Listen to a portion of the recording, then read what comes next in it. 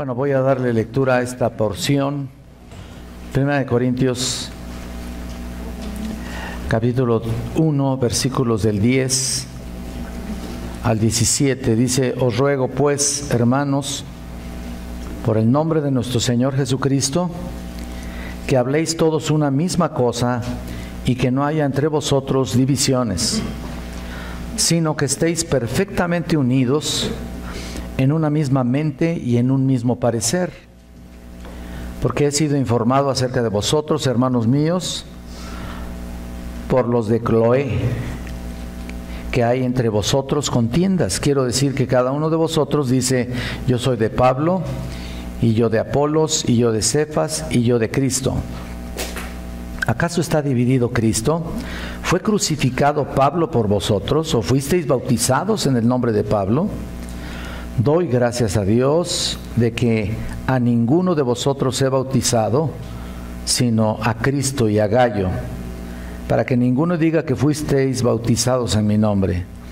También bauticé a la familia de Estéfanas. De los demás no sé si he bautizado a algún otro, pues no me envió Cristo a bautizar, sino a predicar el Evangelio, no con sabiduría de palabras, para que no se haga vana la cruz de Cristo. Bueno, continuamos con este tema tan interesante, tan importante, y sobre todo con la carta de Pablo a los Corintios, que estuvimos estudiando la última vez con el tema unidos o divididos. Unidos o divididos, la primera parte, ustedes han de recordar. Y estudiamos que Pablo aquí les recuerda, les recomienda la unidad. La unidad tiene que prevalecer, tiene que verse, la unidad de la iglesia en el versículo 10. ¿Para qué? Para observar cómo somos en realidad. ¿Quiénes somos? Estamos unidos y por supuesto dependemos los unos de los otros. ¿Se dan cuenta? Pero para observar la continuación de lo que estamos estudiando la semana pasada, haremos un poco de memoria acerca del contexto para algunos que no pudieron venir por alguna razón. Los primeros 9 versículos, es importante que entendamos que los primeros 9 versículos básicamente describen la identidad de los cristianos aquí. Están identificándolos, Pablo está identificándolos a ellos. Está reconociéndolos, sabe lo que son ellos.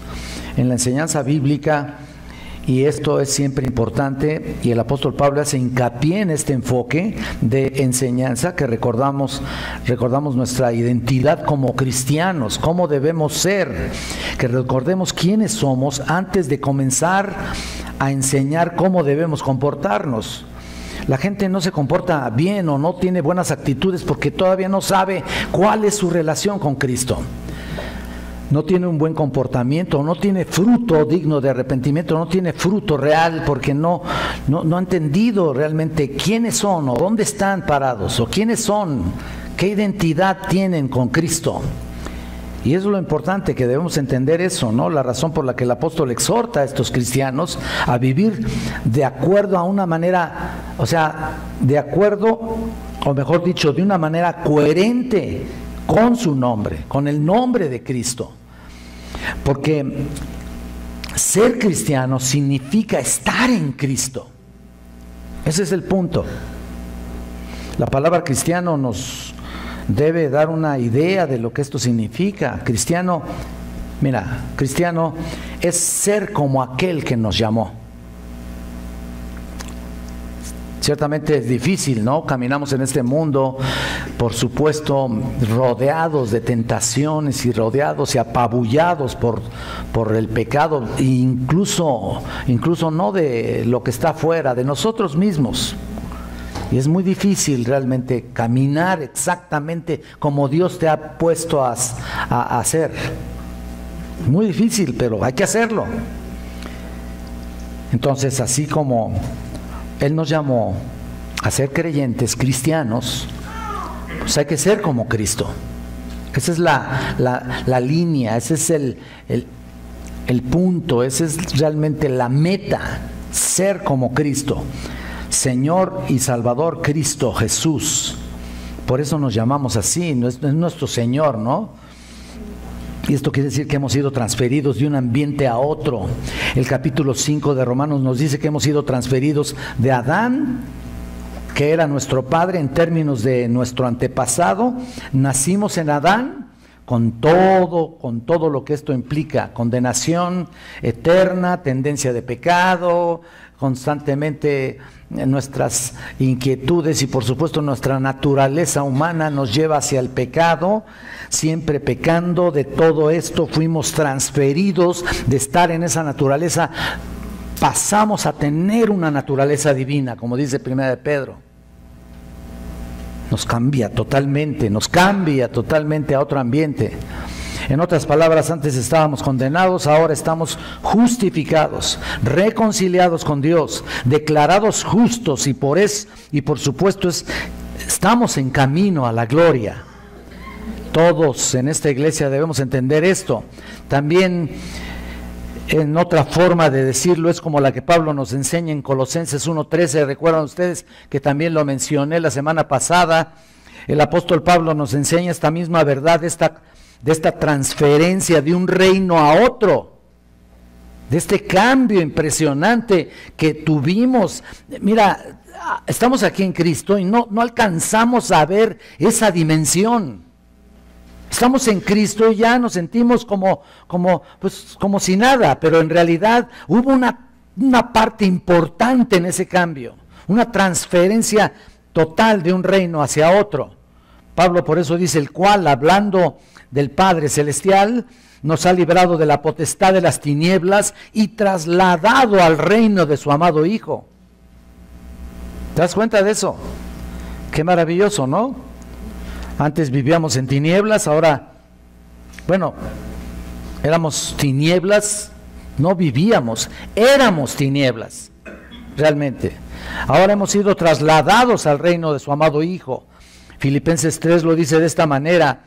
Es el Filipenses 3:20 que dice: mas nuestra ciudadanía está en los cielos, de donde también esperamos al Salvador, al Señor Jesucristo. Ya no somos de aquí, tenemos una ciudadanía y por lo tanto hemos sido trasladados. Y mira, Pablo no dice que nuestra ciudadanía estará en los cielos. Él no dice estará en los cielos. Algún día, no dice eso, nos dice que nuestra ciudadanía está en los cielos en tiempo presente. Aunque estamos aquí en la tierra, pertenecemos a otro, es decir, estamos en este mundo, podríamos decir que somos una colonia del cielo. ¿Te das cuenta de esto? Somos una colonia del cielo aquí en la tierra. Imagínense, nuestra ciudadanía está en el cielo. Pertenecemos al reino de nuestro Señor Jesucristo porque esta es nuestra posición como cristianos. Ahora entonces debemos conducirnos de acuerdo a esa posición. ¿Me explico? Es la parte más importante, y aunque puedes decir tú que es la más difícil, pero es la más importante. Ese paso es importantísimo. De ahí depende todo lo demás. Tú puedes decir que te cuesta trabajo, por supuesto, tener otro comportamiento, pero si realmente no has sido renovado, por mucho que te esfuerces, no lo vas a lograr. El punto aquí es saber si realmente hemos sido redimidos y hemos sido trasladados de un reino a otro reino, como debe ser, ¿no? Si no, ¿qué caso tiene la cruz de Cristo, no? Es precisamente la cruz de Cristo la que hizo la obra en tu vida espiritual. Y en tu vida práctica, por supuesto, tiene un avance, un progreso, tiene un proceso en el cual estás avanzando de un paso a otro, de gloria en gloria, como dice Hebreos ahí en el capítulo 4. Somos cristianos, debemos vivir como cristianos. Es el punto de la exhortación a partir del versículo 10 que estamos viendo aquí. Ya vimos que el apóstol Pablo les ha llamado a estos creyentes santos desde el principio. Mira, ¿te acuerdas? La semana pasada que lo veíamos, llamados santos, santificados en Señor Jesucristo, con todos aquellos que invocan el nombre del Señor. somos llamados santos, pertenecemos a Él. Habían sido llamados estos corintios por Dios a salvación, a la salvación. La gracia de Dios se había manifestado a estos creyentes en toda palabra y conocimiento, dice Pablo. Dijimos que esta es una iglesia extraordinariamente dotada. Los corintios estaban súper dotados, en términos de dones espirituales. Ustedes lo saben, cada uno de ellos había sido dotado por el Espíritu Santo por dones espirituales, dones, regalos específicos, herramientas especiales para servir a Dios. En el versículo 7 lo dice. Y Pablo, una vez más, dice, de manera que nada os falta en ningún don. Dice ahí. Y mira, era una iglesia que se distinguía por múltiples dones del Espíritu Santo. Finalmente Pablo les anima con la verdad de que su salvación era eterna. Su perseverancia no estaba en cuestión, no estaba en juego, porque la fidelidad de Dios iba de por medio. Por eso dice aquí en el versículo 9, y vean, sigan con su vista, fiel, cual fuisteis llamados a la comunión con su Hijo Jesucristo nuestro Señor. Toda la epístola en particular de Primera de Corintios es una serie de exhortaciones a través de los cuales Pablo confronta una serie de errores. Dijimos la última vez que el primero, tal vez el más sobresaliente de esta iglesia, era que había divisiones en la congregación. Se habían dividido en bandos. Lo que acabamos de leer, unos pertenecían, como ya vimos, a Pablo, otros decían que pertenecían a Apolos, otros a Pedro, otros a Jesús, ¿no? Al Señor Jesús. Entonces la naturaleza pecaminosa de los creyentes se estaba manifestando de esta manera, de varias formas en la congregación, y una de ellas particularmente era a través de conflictos y divisiones. Mira, tenían todos los dones y sin embargo estaban llenos de conflictos, ¿no? Qué contradictorio, ¿no? Y el versículo 10 dice, os ruego pues, hermanos, por el nombre de nuestro Señor Jesucristo, que habléis todos una misma cosa y que no haya entre vosotros divisiones, sino que estéis perfectamente unidos en una misma mente y en un mismo parecer. Había peleas ahí entre hermanos, había conflictos, había divisiones, habían sido redimidos, eran santos, pertenecían al Señor, pero esto se hacía evidente en sus vidas. La carne estaba ahí manejando sus actitudes. Fíjense, ¿ves esa tendencia en tu vida? Ese es el punto. Tenemos esa tendencia en nuestra vida todos los días. Les puedo asegurar que cada día de nuestra vida. Todos luchamos con esa parte, ¿no? Con esa tendencia, esas luchas, la tendencia de querer ganar, por ejemplo, ¿no? Es una de ellas. ¿No es cierto? Pero saben que como creyentes, como vamos a aprender, tenemos la capacidad y el poder, escucha esto, tenemos la capacidad, tenemos el poder para la victoria. Dios te ha dado esa capacidad para vencer. Sobre eso, así que el Señor nos dio la capacidad para tener victoria sobre el pecado. El pecado ya no es nuestro Señor, ya no seguimos los pasos de manera constante en nuestra antigua manera de vivir. Éramos esclavos del pecado, dejamos de ser esclavos, ahora somos esclavos de Cristo. Que te quede claro, ¿no? En Romanos 6 es muy claro el pasaje eso. Que el pasaje de Romanos 6 que nos dice Pablo también, que dice que el pecado no se enseñoreará más de vosotros. ¿Lo estás viendo? Romanos 6, 14. Aunque éramos esclavos del pecado, ya no lo somos. Este pasaje que estamos estudiando creo que nos va a ayudar, espero que nos ayude a observarnos en este retrato que Pablo está pintando de esta congregación y que nos identifica de alguna manera u otra también a nosotros. Mira, entonces vimos que esta porción íbamos a dividirla en 4 partes. Número 1, la oración de Pablo o la plegaria del apóstol, lo vimos la semana pasada. 2, las personas que los creyentes seguían. 3, el principio que debe guiar la conducta obediente al Señor. Y finalmente 4, la prioridad del ministerio del apóstol. Entonces vimos la primera, la plegaria del apóstol. Dice Pablo en el versículo 10, os ruego pues, hermanos, que no haya divisiones. ¿Por qué? Porque el 9 lo dice ya claramente. Ya habían establecido el hecho de que habían sido llamados a la comunión con su Hijo Jesucristo. Entonces no puede haber divisiones, no cuadra, no cuaja, no es ilógico, es incongruente cuando somos un mismo cuerpo. Por esta razón fundamental no debe haber divisiones en la iglesia. Y entonces Pablo dice en la versión de la Biblia de las Américas que la unidad comienza que todos os pongáis de acuerdo, dice en la Biblia de las Américas, os pongáis de acuerdo. Y esa palabra acuerdo literalmente significa lo que aparece en la Reina Valera, que habléis todos una misma cosa. Es lo que aparece en la Reina Valera, que sin duda la tienes a la mano. Que todos habléis que habléis todos una misma cosa, que haya unidad. Pablo está hablando de integridad, pero también significa unidad doctrinal en la congregación, y ese es un punto muy importante.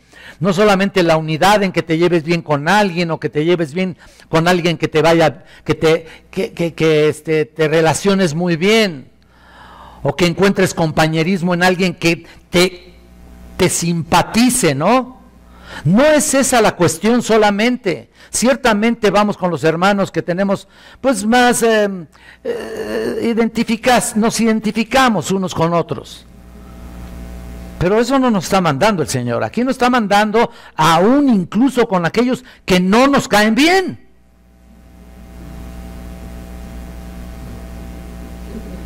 ¿Habrá? Yo creo que sí, ¿no? Ese es el problema, ¿no? Pero aquí no está hablando solamente relacionarse entre unos y otros. Recuerden lo que hablamos. Tiene que haber unidad doctrinal, mis hermanos. Recuerden que hablamos eso. Y alguno pudo haberse preguntado cuál es el estándar entonces que debemos seguir, en qué debemos estar de acuerdo. Bueno, ya lo dijimos cuando lo estudiamos. De acuerdo con el criterio fundamental de la doctrina apostólica. Lo dijimos en la semana pasada, en el Nuevo Testamento, la revelación de Dios sobre el Evangelio que fue dado a los apóstoles. ¿Te acuerdas? En Efesios 2:20, en el fundamento de los apóstoles, siendo la principal piedra del ángulo Jesucristo mismo. ¿Te acuerdas? Efesios 2:20, es muy claro. Esa es la revelación, ese es el estándar, ese es el criterio fundamental. Ese es el acuerdo básico para hablar una misma cosa, hablar una misma doctrina. La que creemos que se estableció con los apóstoles y se acabó. Punto. No hay nada más que añadir. Hay una sola doctrina, les dije la semana pasada. Hay una sola interpretación bíblica, una sola, no hay varias. No hay varias doctrinas. Es decir, entiendo que hay varias doctrinas en la palabra de Dios, pero no me refiero a que haya otra manera de pensar diferente a la palabra. Entonces hay una doctrina general y ya. Las divisiones más serias en la iglesia o en la historia de la iglesia han sido por la falta de entendimiento congruente con la palabra en la doctrina bíblica. La mayor parte de las divisiones en las iglesias. Por eso Pablo, ya al terminar la epístola de Romanos, mira, ve acá un poquito a Romanos capítulo 16, versículo 17, mira lo que dice un poquito atrás: mas os ruego, hermanos, que os fijéis en los que causan divisiones y tropiezos en contra de la doctrina que vosotros habéis aprendido, y que os apartéis de ellos. A estas personas que están teniendo diferente punto de vista en cuanto a la doctrina. Y es lo que dice Pablo también aquí. Cuidado, dice Pablo, acá en Romanos. Con aquellos que causan tropiezos, apártate de ellos. Nada de que los toleres y digas, bueno, pues si no está pasando nada, o no hace nada, es inofensivo el pobre. No, mira, solo tiene una forma diferente de pensar. ¿Tú crees que eso está real? ¿Es congruente?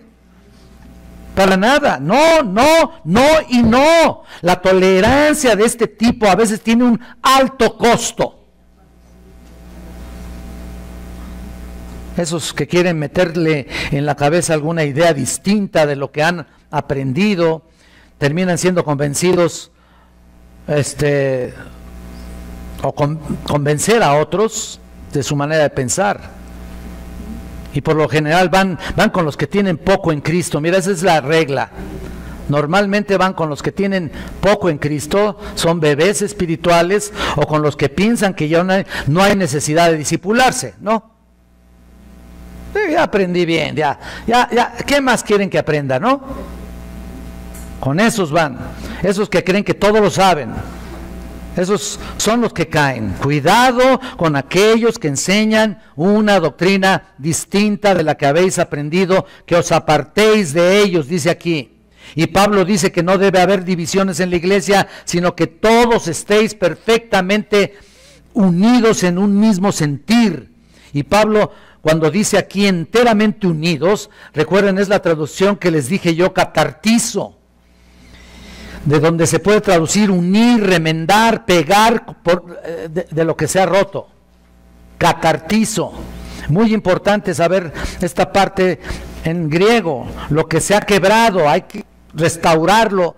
Y lo repito para recordarles esto, lo que esto significa. Cuando el liderazgo es piadoso, escucha esto. Cuando el liderazgo es piadoso y conoce la palabra de Dios, va a haber unidad. Porque es importantísimo que los que son líderes, o sea, es importantísimo, pensemos en una doctrina, en una sola forma doctrinal de pensar. Y es importantísimo que los líderes sigan el patrón que se ha establecido en la palabra de Dios, en la historia de la iglesia, y lo que Dios claramente establece en 1 Timoteo 3, en Tito 1, ¿te acuerdas todos los requisitos acerca de los pastores, cómo deben ser los obispos, etcétera, etcétera, marido de una sola mujer, irreprensible primeramente dice. Y de ahí esa palabra dirige todas las demás. Irreprensible en ser marido de una sola mujer, bla, bla, bla, bla, bla, y todo lo demás en 1 Timoteo 3. Entonces ahí está, los pastores, deben ser un ejemplo de unidad doctrinal y un ejemplo en términos de decisiones. Y cuando eso sucede, afecta también a la congregación, o sea, lleva a una influencia real, sana, para que una congregación se pueda someter a sus líderes y obedecer a su liderazgo. Debe entonces haber unidad entre ellos. Si no lo hay, pues ¿a quién vas a seguir, no? Uno piensa de una manera y otro piensa de otra, ¿no? ¿Cómo? No puede ser. Tiene que haber unidad, o la congregación estará dividida de varias formas. Esta unidad práctica se demuestra en la humildad que debe caracterizar a cada uno de nosotros como creyentes, principalmente con nosotros al frente, con los líderes, con los pastores al frente. Debemos tener humildad para con los demás. De eso hablamos también en Filipenses 2:3, que no hagáis nada por contienda o vanagloria, ¿se acuerdan? Nada, antes bien con humildad, ¿lo ves? Que estimando, considerando cada uno a los demás como superiores a él mismo, como si fuera él más importante que tú. Bueno, y no como si fuera, debe ser más importante que tú. ¿Ven? Una persona humilde es lo opuesto al egoísta. Un humilde nunca causa conflictos, al contrario, porque considera al otro lo más importante. No tratas de ganar una idea. No tratas de entrar ahí en discusión inútil que no vas a llegar a ningún lado. ¿Por qué? Porque consideras a los hermanos superiores a ti mismo. Eso es lo más importante. Porque tienes humildad. Preservaremos la unidad en la congregación no buscando satisfacer nuestro punto de vista o lo que queremos, sino al contrario, evitando conflictos y divisiones y buscando en primer lugar los intereses y los propósitos del Señor en su palabra. ¿Te das cuenta? Establecidos ahí. Y el bien y la edificación de otros hermanos. Y con el tiempo que creo que he aprendido un poco, ¿no? Hemos aprendido un poco a determinar eso. Debemos aprender un poco a determinarlo porque finalmente, de todas maneras, la carne se quiere imponer, ¿no es cierto? Finalmente, el yo, el ego, lo que estábamos diciendo en el estudio, te quieres imponer y aunque no lo notas tú, ese es el punto. ¿No te das cuenta tú? Y al rato te dicen algo y dicen, no, pues, yo, ¿cómo creer, hermano? ¿Cómo? Pero si se te nota. Entonces, cuidado, porque se te nota sobresalir, se te nota ser el principal, quieren ser para todo el principal. Hasta el día que vayan en un velorio, el muertito van a ser ellos, porque son los principales. Pues él es el principal, ¿no? A ver si es cierto, ¿no? No, hay ciertas cosas por las cuales uno debe pelear, debe uno discutir, debe estar así en fricción, pero ¿con qué? Pues claro que no a golpes, ¿no? Pero debo pelear por el error, escucha esto, debo discutir por el pecado, debo tener ira santa como la de Dios, lo que hablábamos en el estudio en la mañana, por el pecado, por la falsa doctrina, en eso sí voy a pelear, y quien se interponga, pues venimos a la palabra de Dios y pues a ver cómo nos va, ¿no? Esa es la idea, claro que en el buen sentido, me explico, pero en otras cosas uno aprende de otros, que vale la pena, no vale la pena desgastarte por un punto de vista, etcétera. Entonces vimos la exhortación en el versículo 10, la plegaria de Pablo la semana pasada, y ahora vemos el segundo punto, las personas que los creyentes seguían. Punto número 2, versículos 11 y 12, noten aquí.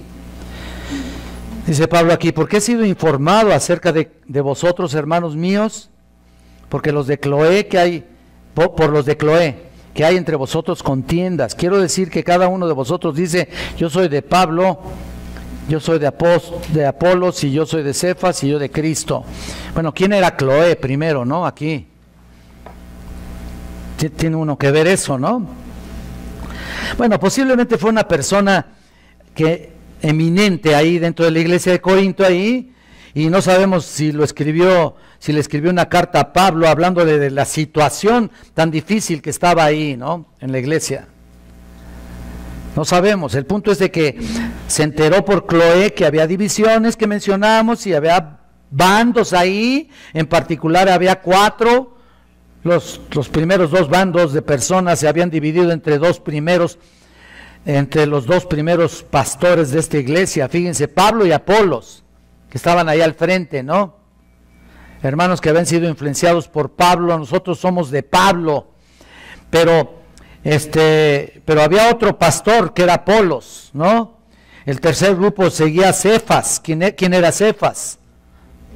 Pedro, por supuesto, era llamado Pedro, el apóstol, y un cuarto, los más santurrones, ¿no? De todos, decían, no, yo no soy ni de Pablo, ni de Cefas, ni de Apolos, yo soy de Cristo. Muy santurrones, ¿no? Decían, no, nosotros no seguimos a los hombres. No sé si hayas oído hablar de estas personas. No seguimos a los hombres, nosotros seguimos a Cristo. Ay, mira qué espiritual, ¿no? Mira, siempre va a haber alguien así en las iglesias, sobre todo esos que piensan que son muy espirituales, que quieren que todo marche perfecto en la iglesia, que no haya ningún error, y que andan buscando obviamente la iglesia perfecta, ¿no? Nada más que el día que la encuentres, si es que hay, porque no existe, y si la encuentras no vais a entrar porque la contaminas, ¿no?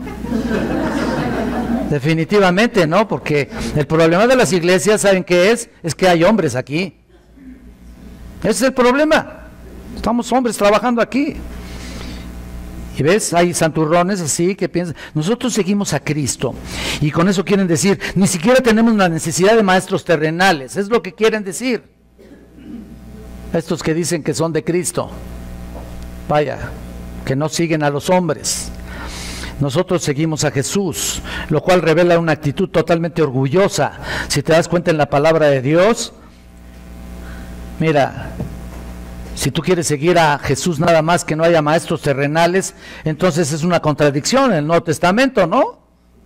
Porque ¿qué es lo que pasa? ¿Qué es lo que dice Efesios 4, 11 y 12? ¿Te acuerdas? No lo leas, yo te lo leo. ¿Qué dice Pablo? Y él mismo constituyó a unos apóstoles, a otros profetas, a otros evangelistas, a otros pastores y maestros, a fin de perfeccionar a los santos que para la obra del ministerio, para la edificación del cuerpo de Cristo. Ahí está. Entonces, ¿por qué había división ahí? Ellos contaban con excelentes maestros. ¿Pablo era buen maestro? Mira nomás, qué barbaridad. Y el Señor Jesús era uno de sus héroes, ¿no? Al parecer más bien como héroe, porque no lo tenían ahí, no lo tenían presente, pero escogieron a su héroe. Así que, ¿qué era lo que sucedía? ¿Acaso era porque había diferencia doctrinal entre Pablo, o Cefas, Apolos y el Señor Jesús? No, porque todos enseñaban la doctrina apostólica correctamente, que es a su vez la habían recibido de Cristo Jesús. ¿Ves? ¿O de quién recibimos la doctrina, no? Había unidad de doctrina como examinamos al principio y como dijimos, hay una sola doctrina, una sola interpretación bíblica. Por supuesto. Entonces, ¿cuál era el problema? El problema no era en los maestros, el problema era en la congregación.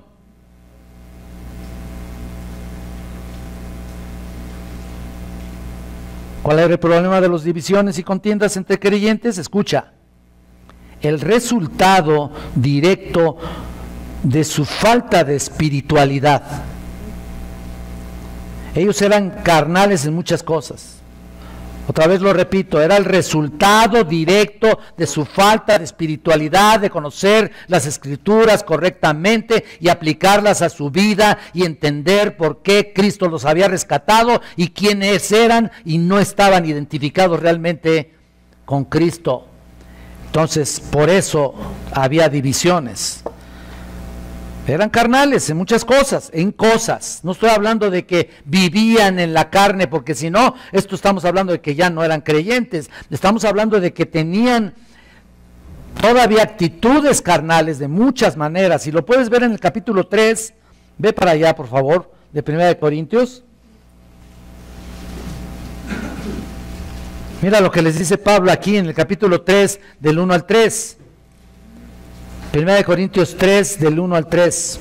De manera que yo, hermanos, no pude hablaros como a espirituales, fíjate lo que les dice, sino como a carnales, como a niños en Cristo. Os di a beber leche y no vianda, pero aún no erais capaces, no sois capaces todavía. Primero lo dice en pasado y lo dice presente, ¿no? Porque aún sois carnales, le dice en el versículo 3. Pues habiendo entre vosotros celos, contiendas y disensiones, ¿no sois carnales y andáis como hombres? Bueno, claro que eran hombres, ¿no? Pero tenían que tener una vida espiritual que se notara, que personas espirituales en una congregación, bueno, y no en una congregación, en toda su manera de vivir. O sea, reaccionaban como el resto de la gente, que ni siquiera conocía al Señor, tal vez. Mira el versículo 4, porque diciendo unos, yo ciertamente soy de Pablo, ahí sigue el problema, Mírate, estábamos hablando del capítulo 1, aquí estamos en el 3, y todavía seguía el problema. Yo soy de Pablo, yo soy de Apolos, no sois carnales. Ya no mencionaron a los demás, ¿no? ¿Como que los desecharon o qué? Pues no. Pablo les impacta, por supuesto. A veces tenemos que confrontar a la congregación, a la gente con su carnalidad y su manera de pensar tan de este mundo, caray. Y por supuesto, confrontarlos con la palabra de Dios. Y si alguien es conflictivo, bueno, vamos con amor y lo confrontamos. ¿Confrontarlo con qué? Pues con paciencia, con la palabra de Dios, y decirle, mira, esto es lo que resulta cuando uno es egoísta, la división, el conflicto, y justamente lo que Pablo está haciendo aquí, ¿no? Confronta a estos creyentes y primero con una plegaria: os ruego, hermanos, volvamos allá, que no haya divisiones entre vosotros. Y luego pasa a mencionar a las personas que ellos seguían en su división carnal. Pablo, Apolos, Cefas, Cristo. Bueno, el problema era su falta de espiritualidad o su carnalidad, como lo quieran ver. Finalmente creo que es lo mismo. Tener preferencialismo por unos y por otros, ese es el punto. Aquí el único que merece toda la gloria y toda la honra, y se los dije en el estudio, es nuestro Señor Jesucristo. Él es el único. Bueno, mira, ahora Pablo, pasamos al tercer punto, el principio que debe guiar la conducta de obediencia al Señor. Aquí viene la corrección. Primero les ruega, después les menciona las divisiones, y ahora trata de corregirlos diciéndoles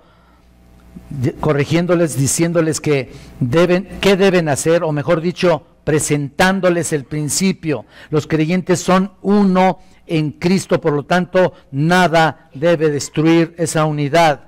Y lo que está diciendo aquí el apóstol Pablo es que ningún líder, ese es el punto, por más piadoso, por dotado que sea, como él lo era, como Pablo lo era, como Apolos tal vez, por más eficaz que pueda crear lealtad que solamente le pertenece al Señor Jesucristo, merece eso, ¿no? No se puede aceptar este tipo de lealtad a los hombres. Es dañino, es perjudicial, porque ¿sabes qué? Luego esperas demasiado de ellos y resulta que no son como tú te lo esperabas, ¿no? Entonces, mientras más crees o tener un concepto demasiado alto de alguien, el día que falle, se te viene abajo. Sí sabías, ¿no? Entonces, ¿por qué crear esta lealtad endeble ahí? Es una lealtad construida en base a tus propios conceptos. Porque, bueno, claro, yo no estoy diciendo que no se puede aceptar algo que los hermanos acepten en cierto sentido, les guste como alguien esté dando una clase, etcétera, etcétera. Jamás debe uno permitir que alguien nos ponga en un pedestal realmente, que solamente le pertenece a Dios. La gente tiene la tendencia de hacer eso. No estoy en contra, no estoy diciendo que esté mal que apreciemos una forma singular de un maestro al dar una clase que ha tenido un impacto posiblemente en tu vida. No estoy diciendo eso, por supuesto que no. Lo que está diciendo Pablo es que no confundir la lealtad que solamente le pertenece a Dios con la lealtad de un subalterno, por decir así. Por más bueno que sea, ¿no? Por más dotado que sea, o por más famoso que sea, ¿no? Aún hasta los famosos. ¿Por qué? No puede ser. Mira el versículo 13. ¿Acaso está dividido Cristo? Estamos en el 1 Corintios 1:13. ¿Fue crucificado Pablo por vosotros o fuisteis bautizados en el nombre de Pablo? Es obvio que el ser cristiano significa pertenecer a Cristo, estar identificado con Él y Cristo, con Él y Cristo. Dice Pablo, Cristo no está dividido. En esta misma epístola, el versículo 17 del capítulo 6, dice, pero el que se une al Señor, un espíritu es con él. Apunta ese versículo. Ahí mismo en el capítulo 6, versículo 17, es lo que dice, pero el que se une al Señor, un espíritu es con él. Somos uno con el Señor Jesús. Y mira el capítulo 12, si quiero que me acompañan, por favor. 12:12, pero 12:12.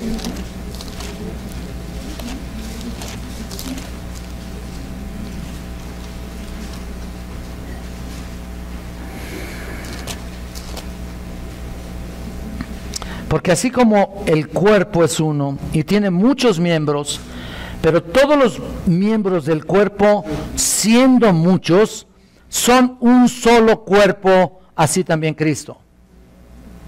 ¿Lo estás viendo? ¿Ven? Uno solo. Un cuerpo, pero somos muchos. Vayamos también a Efesios 4, por favor. Noten aquí en Efesios 4:4.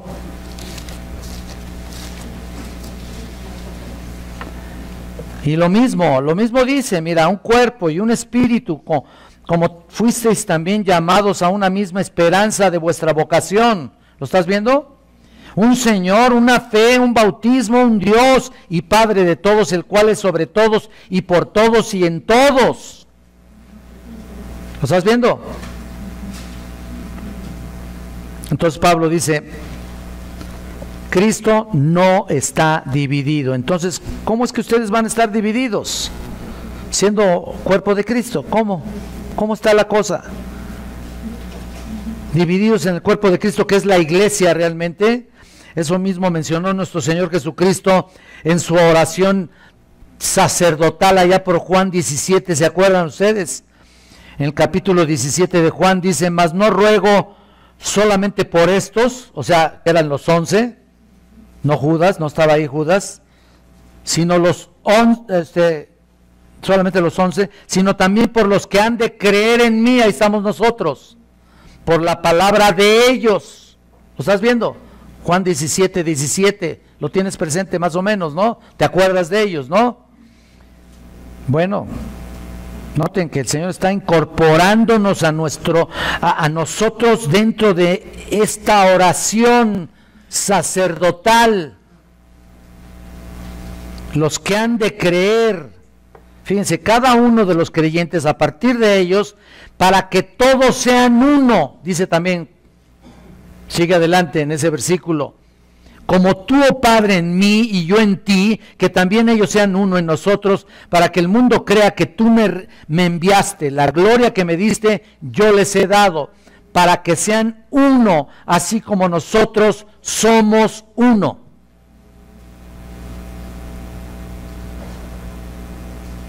Nosotros somos uno, y repite la idea de esa unidad espiritual que existe entre Cristo y los suyos. Entonces, ¿está dividido Cristo? No. ¿Es Cristo uno? Sí. ¿Es la iglesia una? Sí. Ese es el punto. La iglesia, su cuerpo es uno. Cuando el pueblo del Señor tiene discordias y disputas y peleas, lo que hacen es desacreditar. Escucha esto. Lo que sucede es que desacreditan al Señor delante del mundo. Debilitan a la iglesia. Y lo peor de todo es que entristecen y avergüenzan a aquel que los compró con su sangre. Eso es lo que sucede cuando hay división. Quien murió por los suyos para hacerlos uno en Cristo. Ahí está. Las divisiones en la iglesia son una contradicción absoluta de este principio. Debe haber unidad entre los hermanos porque somos uno en el Señor. Entonces, para terminar, vemos el versículo 14 y vemos el punto número 4, que es la prioridad del ministerio del apóstol. Aquí está la prioridad, versículo 14 y 15. Noten, doy gracias a Dios de que ninguno de vosotros he bautizado sino a Crispo y a Gayo, para que ninguno diga que fuisteis bautizados en mi nombre. Hasta ahí. Noten, ¿qué es lo que hacía Pablo? Dios no había enviado a Pablo a bautizar. Aquí es lo que dice. Ese no era su ministerio básico, por decir así, bautizar. Ninguno podía entonces concluir de alguna manera que había sido bautizado en nombre de Pablo. Pero esta conclusión sería absurda, sería una conclusión blasfema, ¿no? Bautizarlo en el nombre de Pablo. Pero la prioridad ministerial aquí de Pablo, y entre paréntesis de todo siervo de Dios, que era la proclamación del Evangelio. La proclamación total, completa y pura del Evangelio, puedo añadir eso. Revelada en la Escritura, el Evangelio de nuestro Señor Jesucristo, ¿no? No otro Evangelio, sino el Evangelio de nuestro Señor Jesucristo. Esa es la función primordial de todo siervo de Dios. Para esto había sido llamado apóstol Pablo. Y él lo sabía. ¿Se imaginan? Un enemigo de Cristo, un blasfemo del Señor como él lo fue. Un hombre de lo peor, cuando estaba ahí persiguiendo a los cristianos ahí camino a Damasco, terrible, ¿no? Se encuentra con aquel que lo perseguía, ¿se acuerdan? Y en ese momento no solo encuentra su salvación, sino que encuentra el llamado para lo cual lo había escogido. Vayan conmigo, por favor, a Hechos. Un poquito de Pablo vamos a ver aquí. Hechos capítulo 26.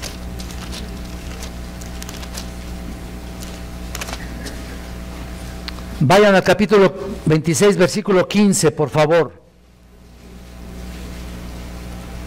Él está contando ahí, delante de, ahí con Agripa, ante Agripa y Berenice. Pero vean entonces en el versículo 15, yo entonces dije, ¿quién eres, Señor? Estaba contando prácticamente le está testificando a Agripa, que terminó diciendo, por poquito me persuades, ¿no? Pero mira lo que dice aquí. Y entonces dije, ¿quién eres, Señor? Y el Señor dijo, yo soy Jesús a quien tú persigues. Pero levántate y ponte sobre tus pies, porque para esto he aparecido a ti, para poner por ministro y testigo de las cosas que has visto y de aquellas en que me apareceré a ti, librándote de tu pueblo. Librándote de tu pueblo y de los gentiles, a quienes ahora te envío, para que abra sus ojos, para que se conviertan de las tinieblas a la luz y de la potestad de Satanás a Dios, para que reciban por la fe que es en mí perdón de pecados y herencia entre los santificados. ¡Wow! ¡Qué manera de enviarlo!, ¿no? Para eso lo llamó. Para eso lo convirtió. Pablo estaba absolutamente seguro de su llamamiento. Él no fue llamado a bautizar, fue a proclamar el Evangelio. Aquí está claramente para qué lo había sido, claramente para qué lo había sido llamado, para qué lo había sido llamado por el Señor Jesucristo.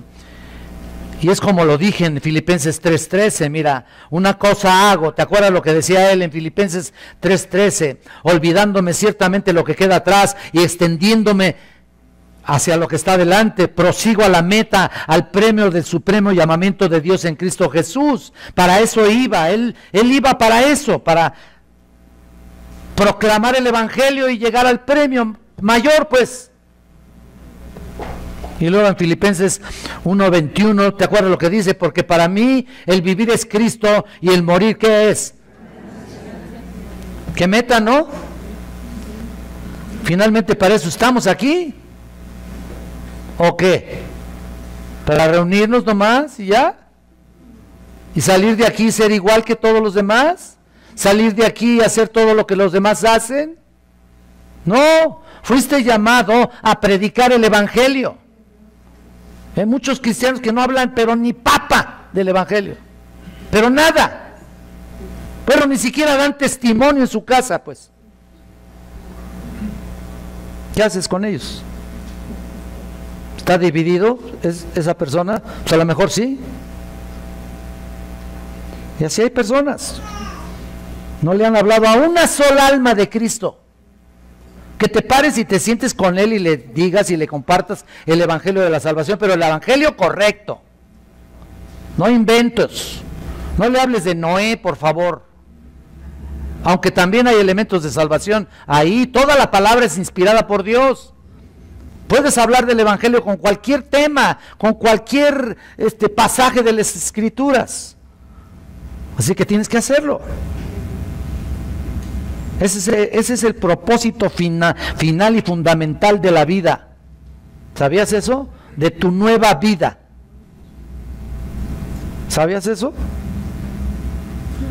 Si no lo sabes, ya lo sabes. Y ese es el punto.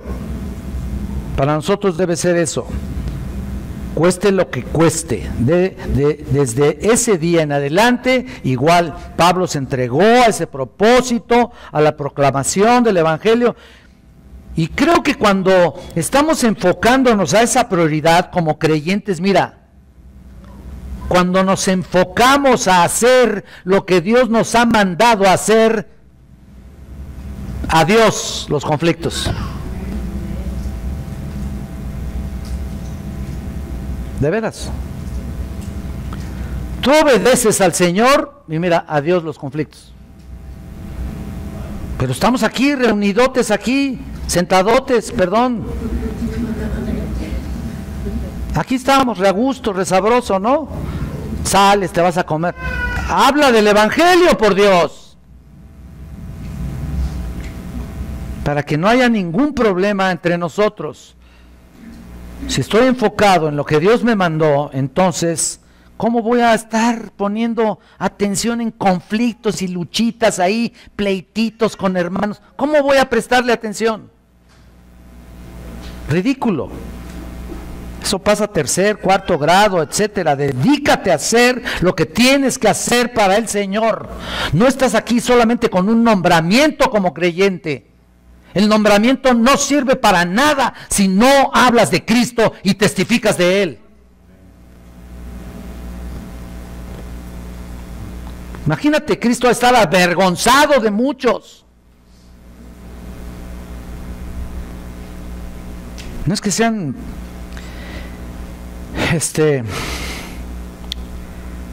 realmente con eso va a desaparecer todos tus conflictos, no. Pero tienes que hacerlo. Dedícate a hacer lo que tienes que hacer. No es que sean menos importantes los hermanos, pero ¿a qué fuimos llamados? Esto debería darnos a pensar a cada uno de nosotros. Todos fuimos llamados a una labor, todos los hermanos, pero tal vez tú digas, pero lo estoy haciendo. Y mira, como le he dicho antes, ¿dónde están ubicadas tus prioridades? Piensa nada más eso. ¿Dónde están ubicadas tus prioridades? ¿Servir a Cristo o servirte a ti mismo? Porque eso es lo que prevalece, ¿eh? Uno dice, no, ¿cómo me voy a servir a mí mismo? Pues te importas demasiado, ¿eh? ¿Sabías? Estás demasiado enfocado en ti mismo, en tu personalidad, en cómo te vaya, en tu bienestar personal, en tu comodidad, en tu entorno bien acomodado, ¿no? ¿Sabes qué? Eso no tiene que ser así.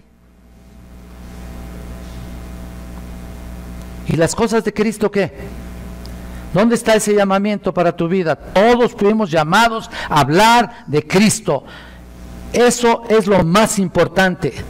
¿Es para lograr algo en tu vida? ¿Estás viviendo para lograr algo en tu vida? Y si no lo logras, ¿qué vas a hacer? Entonces todo está en tus fuerzas. Están concentradas ahí en asuntos particulares, personales, que quizá llegues o quizá no. ¿Y eso en qué glorifica a Dios? El punto no es llegar o no llegar, el punto es ¿qué estás haciendo en tu vida cristiana? ¿Dónde están realmente tus inversiones? No a largo plazo, sino a eterno plazo. Y mira, si eres creyente no es solo para contar con tu ofrenda aquí o tu asistencia. Si eres creyente es para que sirvas a aquel que te redimió, por favor. ¿Cuál es tu servicio? ¿A cuántas personas les has hablado del Señor? ¿Cuántas almas has ganado? Mira, dijimos que como fue llamado Pablo y también como fue a predicar, es interesante notar que también aquí Pablo, inspirado por el Espíritu Santo al escribir la palabra, no se le ven errores, ¿no? Por supuesto, pero bueno, claro, no quiere decir que fuera omnipresente, pero mira, entonces comienza a recordar que había bautizado también. Y aquí regresamos al punto, mira.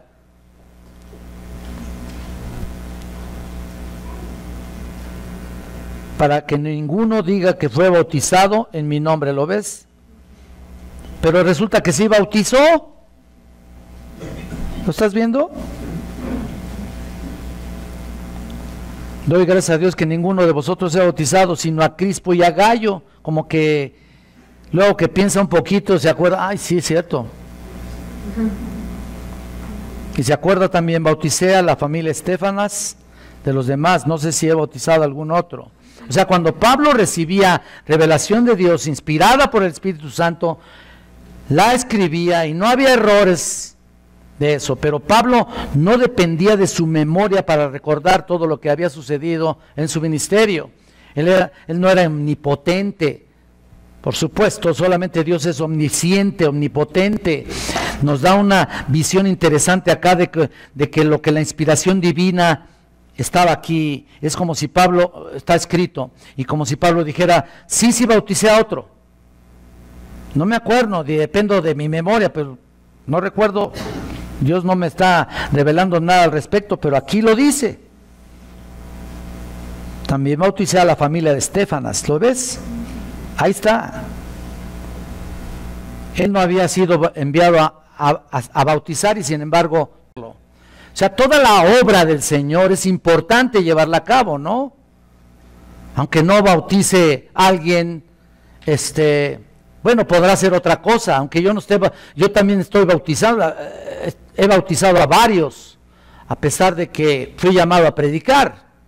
Entonces, Pablo reconoce eso y tiene que hacerlo, y tiene que llevar a cabo como un ejemplo hacia los demás, para que los demás de alguna manera u otra estén involucrados dentro de la obra.